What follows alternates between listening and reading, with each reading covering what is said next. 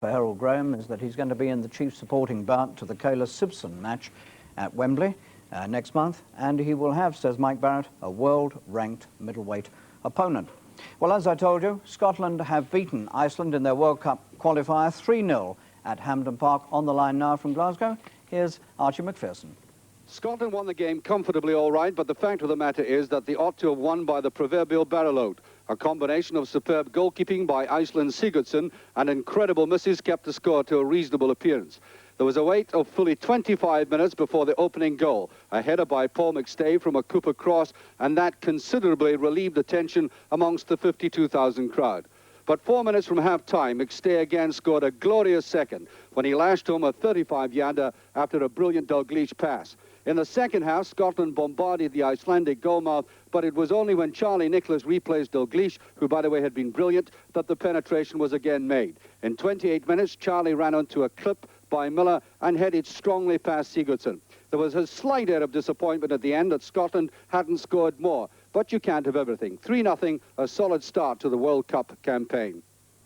And in that same group, Group 7, Wales, of course, are playing tonight in Seville against Spain, and they've just started the second half there. The half-time score, Spain 1 and Wales 0. We'll have the result for you in our next news bulletin coming up on BBC1. And just to reiterate, at Wembley tonight, England have beaten Finland 5-0. And after the match, Bobby Robson, the England manager, said, "We played good football, we entertained the crowd, we sent them home happy. It's turned out nice for everybody. We've got the World Cup injection we needed." Now, just before we close, a reminder that tennis is coming up in about 20 minutes on BBC2. The Sunbeam Mixed Masters from Heston. Another chance to see some of the golden oldies in action. And don't forget the tremendous climax to the motor racing season. Lauda versus Prost for the Formula One World Championship, live from Portugal on Sunday at 3:10 on BBC2. Well, we shall be back next Wednesday, big night in European football, with our normal comprehensive coverage, plus snooker from the Rothmans Grand Prix. By the way, I forgot to tell you that Frank Bruno was in action at the Albert Hall last night. His opponent, 8-year-old Ryan Scobie from Scotland. And you'll be able to see the outcome of that intriguing match in Jim Will Fix It in a few weeks' time.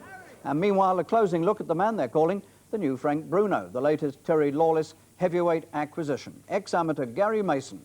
He made his pro debut last night at the Albert Hall against Al Malcolm of Birmingham. It's Mason in the white trunks. He didn't hang about, neither shall we. Good night.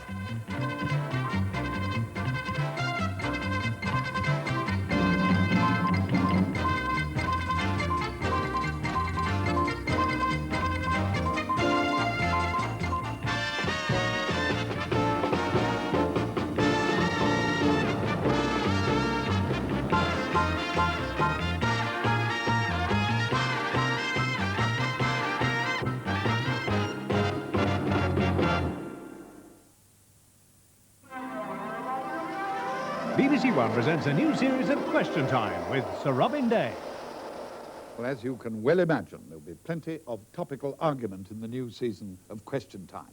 For our first evening of Cut and Thrust, we'll have around the table with me the newest member of Mrs. Thatcher's cabinet, David Young, whose job is jobs, the new owner of the Daily Mirror, the swashbuckling Robert Maxwell, Polly Toynbee, the writer and leading Social Democrat, and the young General Secretary of War on Want, George Galloway. Join Sir Robin Day for Question Time tomorrow at 10:50 on BBC1. And now, in the first British television showing of Sam Peckinpah's film, James Coburn and Chris Christopherson are Pat Garrett and Billy the Kid.